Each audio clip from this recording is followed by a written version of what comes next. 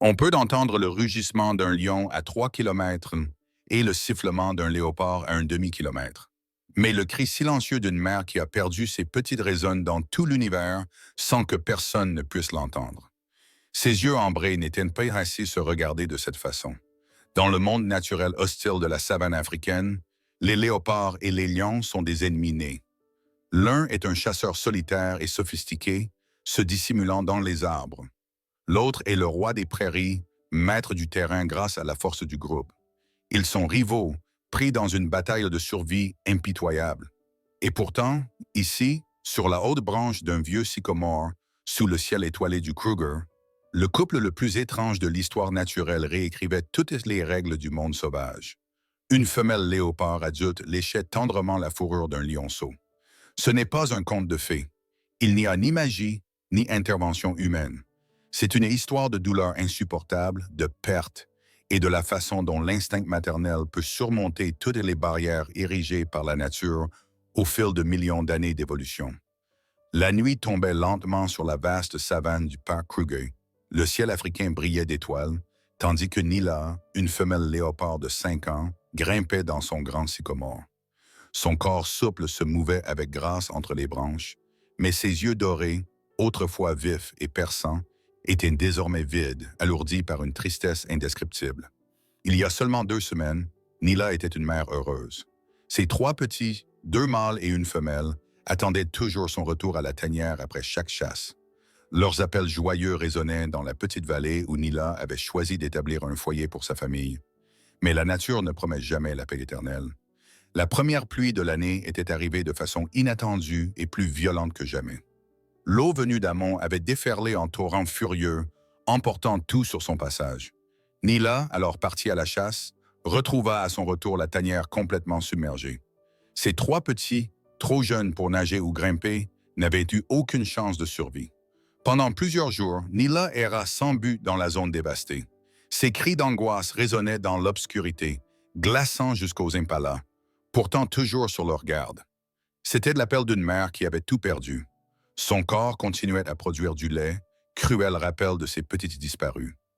Chaque heure s'étirait en une éternité, emplie de chagrin. Mais le destin réserve parfois des tournures inattendues. Non loin de là, une autre tragédie se jouait dans la prairie. La fierté de Lions de Pride Rock, l'une des plus puissantes de la région, comptait 2 mâles adultes, 6 femelles et 7 lionceaux de différents âges. Leur territoire s'étendait sur une vaste zone, riche en eau et en gibier. Mais la prospérité attire toujours ceux qui ont soif de pouvoir. Un après-midi brûlant, 3 lions mâles inconnus apparurent à la frontière du territoire. Ils étaient grands, puissants, avec des muscles ondulants sous leur fourrure dorée et de longues crinières sombres, signe de force et de maturité. Ils n'étaient pas venus pour négocier ou partager, mais pour conquérir. La bataille qui s'ensuivit dura 2 jours entiers, se terminant par la mort des 2 mâles dominants de la fierté. Selon la cruelle loi de la nature, les nouveaux venus n'en restèrent pas là. Ils entreprirent de tuer tous les lionceaux de moins d'1 an, descendants des mâles déchus, afin de s'assurer que seule leur lignée survivrait. Dans le chaos sanglant, une lionne nommée Sarabi risqua sa vie pour sauver son unique petit, Copa, un lionceau de 3 mois à la fourrure dorée pâle et aux grands yeux innocents. Elle se battit de toutes ses forces, mais fut dépassée par le nombre. Dans un ultime effort, elle poussa Copa dans un buisson d'épines si dense que les envahisseurs ne pouvaient l'atteindre facilement. « Cours, mon amour » furent les derniers mots que Copa entendit de la bouche de sa mère. Et il courut. Avec toute sa petite énergie, il se précipita à travers les hautes herbes, franchissant des crevasses étroites, sans s'arrêter avant le coucher du soleil. Épuisé, terrifié, il trouva un petit buisson au pied d'un grand sycomore et s'y recroquevilla, tremblant de froid et de peur. Cette nuit-là, pour la première fois, il dut affronter l'obscurité seul, sans la chaleur de sa mère, sans la protection de la fierté. Ses cris affamés résonnaient faiblement dans la nuit, se mêlant au son de la savane et aux étoiles froides. L'aube d'un nouveau jour se levait lentement lorsque Nila commença sa chasse. Son corps restait puissant, même si son esprit était brisé par la perte.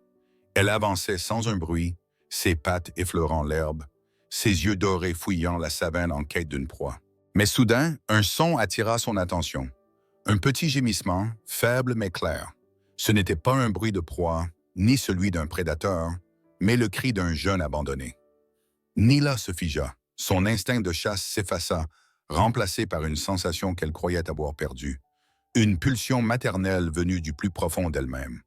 Doucement, elle se dirigea vers la source du bruit qui la mena au pied de son grand sycomore. Là, dans un buisson, elle aperçut un lionceau d'à peine 3 mois, recroquevillé, la fourrure en bataille, le regard terrorisé. Selon toutes les règles de la nature, Nila aurait dû tuer ce petit ennemi. Les lions étaient ses rivaux ancestraux. En grandissant, ce lion deviendrait un danger mortel pour elle. Pourtant, alors qu'il levait les yeux vers elle, ses grands yeux remplis de peur et de détresse la frappèrent comme un éclair. Ses yeux étaient les mêmes que ceux de ses propres petits, ceux qu'elle avait perdus trop tôt. Et en un instant, tout bascula. Son corps, encore prêt à allaiter, réagit avant que son esprit n'intervienne. Dans un mouvement instinctif, Nila mordit doucement la peau du lionceau, non pour le tuer, mais pour le porter. Ses crocs se refermèrent juste assez pour le tenir fermement sans le blesser. Kopa, trop faible et effrayé, ne résista pas, poussant seulement un faible cri lorsque ses pattes quittèrent le sol. Avec agilité, Nila grimpa dans le sycomore, montant toujours plus haut jusqu'à la large fourche où elle avait autrefois abrité ses petits. Là, elle déposa Kopa, qui resta immobile, convaincu que sa fin était proche. Mais au lieu de sentir la morsure de la mort, il perçut une langue chaude et râpeuse sur sa tête. Il ouvrit les yeux avec hésitation et vit la léopard le regarder, non pas avec la férocité d'un prédateur, mais avec une douceur inattendue. Ainsi commença leur histoire. Au cours des premiers jours, Kopa resta terrifié.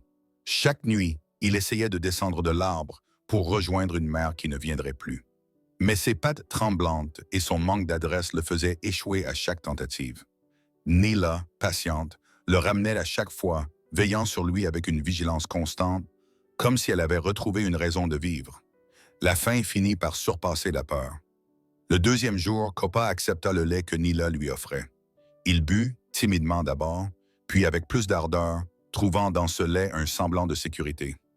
Pour Nila, chaque tétée était un baume. Son corps, qui la faisait souffrir en produisant un lait inutile, servait enfin à nourrir une vie. Et à chaque instant passé ensemble, un lien invisible se tissait entre eux, plus fort que tout. La nuit, ils dormaient blottis l'un contre l'autre, Kopa se réfugiant dans la chaleur de la fourrure tachetée de Nila, tandis qu'elle le léchait tendrement.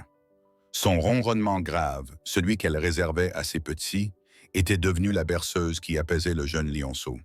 Peu à peu, Kopa retrouva des forces. Il commença à explorer la fourche, à ramper maladroitement sur les branches. Ses pattes gagnaient en assurance, ses muscles se renforçaient. Bien qu'il ne soit pas fait pour grimper, il développa une étonnante habileté.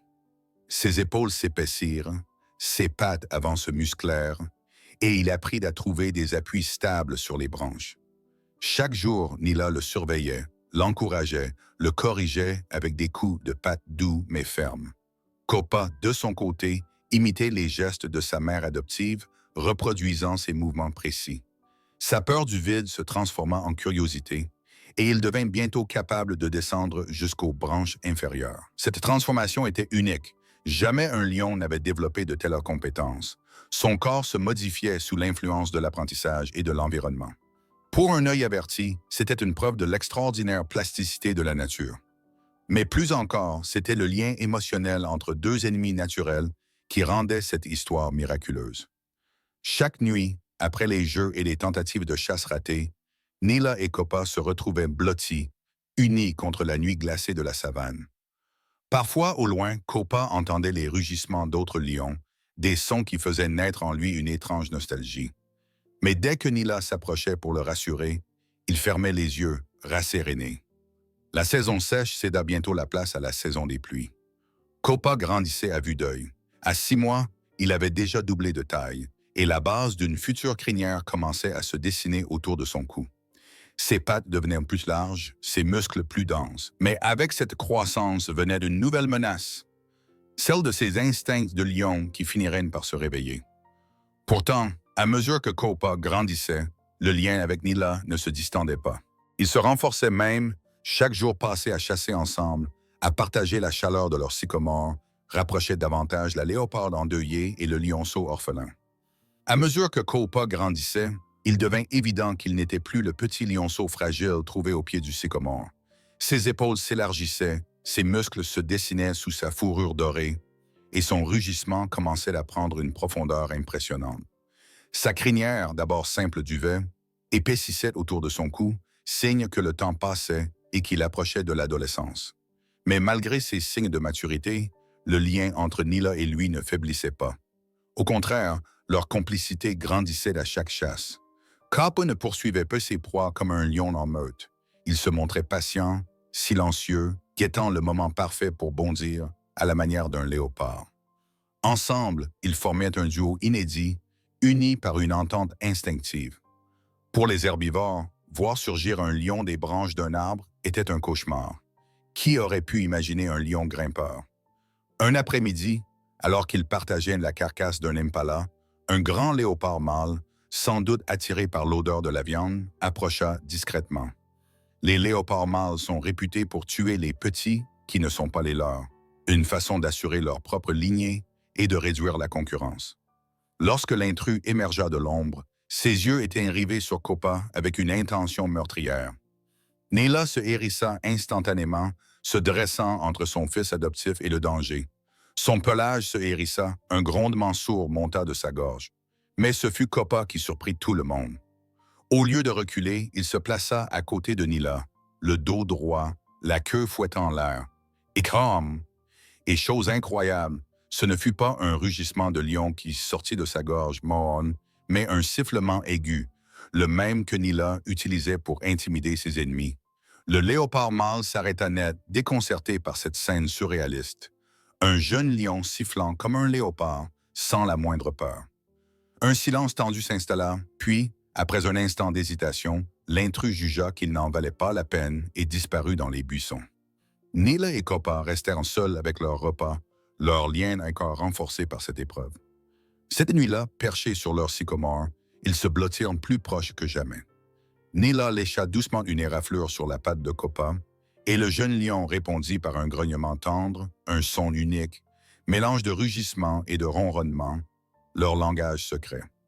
Les semaines passèrent et la saison des pluies toucha à sa fin. La savane reprit ses teintes jaunies, les pointes d'eau se firent plus rares et la vie redevint plus dure. Copa, presque adulte, montrait maintenant des signes clairs de maturité. Son rugissement portait loin dans la savane et sa crinière, désormais épaisse, faisait de lui un jeune mâle impressionnant. Ces changements éveillaient un instinct ancestral. Les nuits de pleine lune, il descendait du sycomore et grimpait sur un rocher proche pour écouter les rugissements des lions au loin. Un appel profond s'éveillait en lui, un besoin viscéral de rejoindre les siens. Nila l'observait, silencieuse, depuis les branches. Elle voyait ce besoin grandir et savait qu'elle ne pourrait pas le retenir éternellement. Chaque nuit où il s'attardait à écouter les lions, son cœur se serrait, mais elle n'essayait pas de l'empêcher. Elle se contentait de rester près de lui, une présence rassurante et aimante. Elle comprenait, comme seule une mère peut le faire, que l'amour véritable n'est pas de retenir, mais de laisser l'autre devenir ce qu'il est destiné à être. Puis, une noix, un rugissement puissant résonna plus proche qu'à l'accoutumée. Cette fois, Copa répondit. Un rugissement profond, puissant, partit de sa poitrine et résonna dans la savane, faisant fuir les petites proies et attirant l'attention des lions au loin. C'était la première fois qu'il exprimait ainsi sa nature de lion. Sur sa branche, Nila resta immobile. Elle comprit que le moment qu'elle redoutait était arrivé. Copa ne pourrait plus se contenter d'une vie de léopard. Son instinct le poussait irrésistiblement vers les siens. Mais dans son cœur, elle ressentait aussi une fierté immense. Elle avait tenu son rôle. Elle l'avait nourri, protégé et aimé.